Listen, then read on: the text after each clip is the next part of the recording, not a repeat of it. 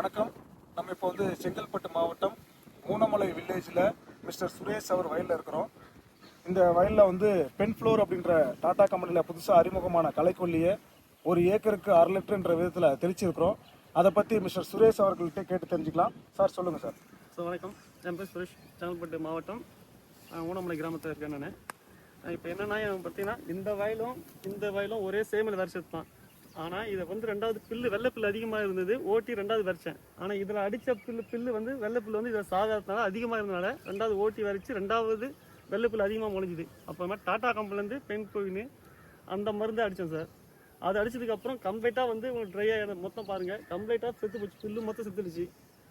ஆனால் இந்த நான் தனித்தனியாக கோர புல்லுக்கு வருஷம் புல்லுக்கு எல்லாம் தனித்தனியாக வாங்கி அடிச்சது.